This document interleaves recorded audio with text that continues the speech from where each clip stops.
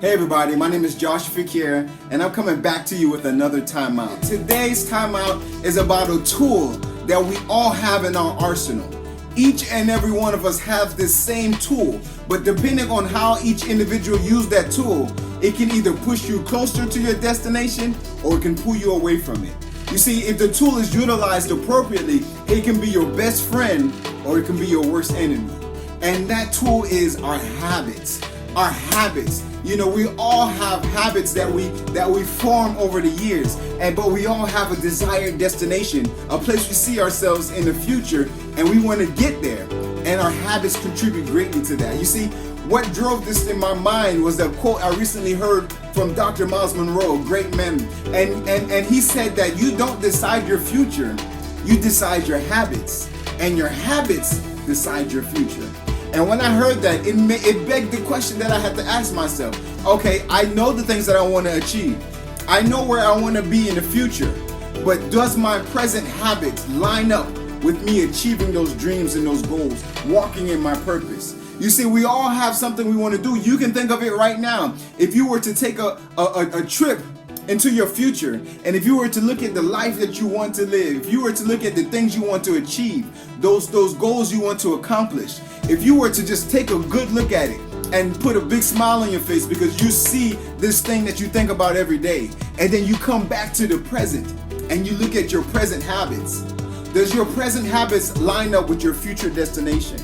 Does your present habits put you in position to where it's either catapulting you towards your destination or if it's pulling you away from it? You see, this is a question we all have to ask ourselves on a regular basis because our habits do determine our course in life. Think about it. For those of you that one day say you want to own your own business, does your present habits line up with you getting there? For those of you that say one day I want to be married, does your present habits, will it attract a spouse or will it deter that individual?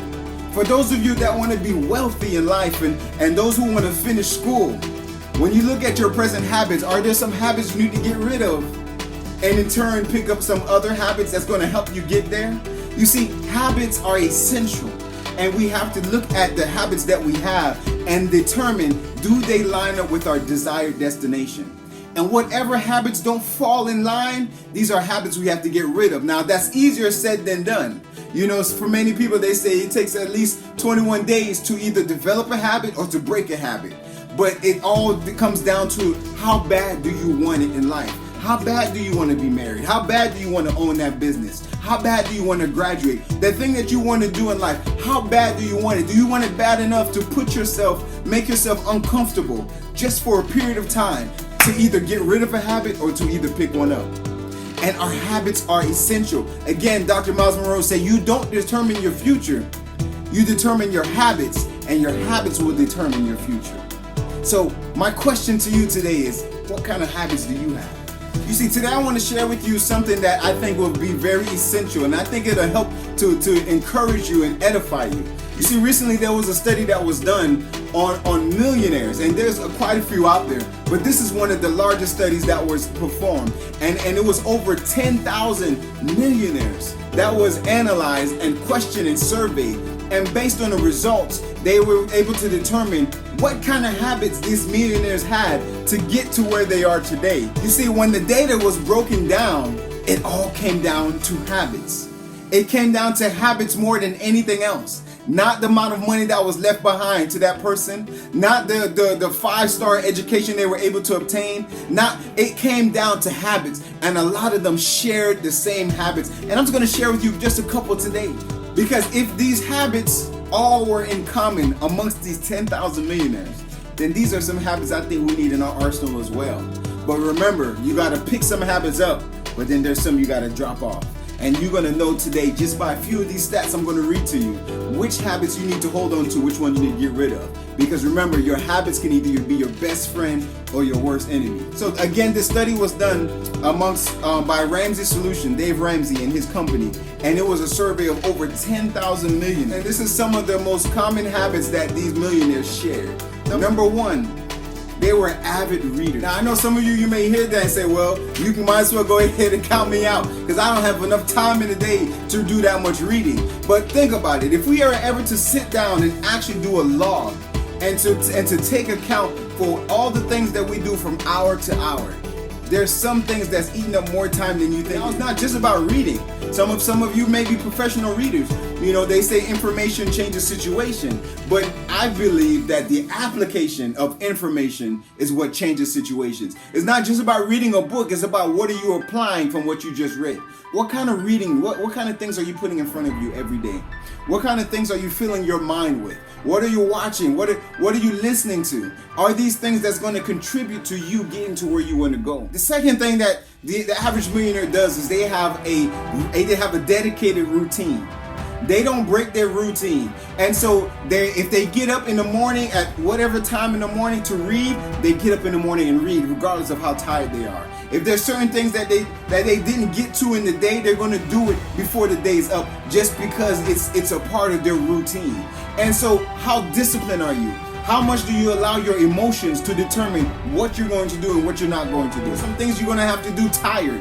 There's some things you're going to have to do when you're just annoyed. There's some things you're going to have to do just because it's part of your routine and you know that this routine lines up with you getting to your destination, not your emotions. 94% of millionaires live on less than they make. And they're very intentional. You see, they're not just doing things just because that's the flow. That's just how life is taking them. They're very intentional and deliberate about every decision they make, including every dollar they spend.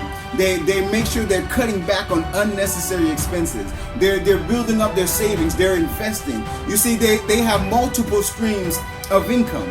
You see, Bishop T.D. Jakes said, for every gift that you have, that is a stream of income. That is a gift that you've been given so that you can actually monetize to bless the world, but so you can be blessed in that process as well. So what are your spending habits like? How intentional are you about your decisions? Speaking of being intentional, 95% of them plan and save in advance before making big purchases. They plan for big purchases in their life, and we're talking about millionaires. How many of us are not millionaires and we've made a big purchase before planning for it? You know, we didn't put aside the money until we had enough to get it. And so they are very intentional because they understand that in order for them to get to where they want to go, they had to have certain habits in place. You see, maybe these habits they didn't have as millionaires. Maybe it was these habits that got them to that status, to become a millionaire, because they understand the concept of delayed gratification. And they stayed clear of debt. They didn't do it with debt either, because they said that debt was one of the biggest obstacles to building wealth. You see, delayed gratification. That's another habit that we got to develop, because sometimes we live in this microwave society, and sometimes all we can think of is how fast we can get our hands on something that we want. Another habit that these men and women had is that they plan ahead. They plan ahead. We're not talking about the next day. We're not talking about the next week or the next month, not even the next year. Not even the next 5 years. In the decade, they know where they want to be in life, and they're making their decisions based on those plans. In 10 years, any of you ever given thought to 10 years down the road? Where you want to be, how much you want to make, what business you're owning? They're thinking about 10 years down the road, and that's what's helping them. Let me tell you how helpful that is. It helps every decision that you make today when you know where you want to be tomorrow. It makes your decision-making processes easier for today. And here's one of the biggest misconceptions, that majority of the millionaires had money that was handed down to them, that they inherited wealth, that they got lucky. Well, here's a statistic for you. 93% of those millionaires out of 10,000 said that they got to where they are by hard work and not by big salaries and not by money being handed on.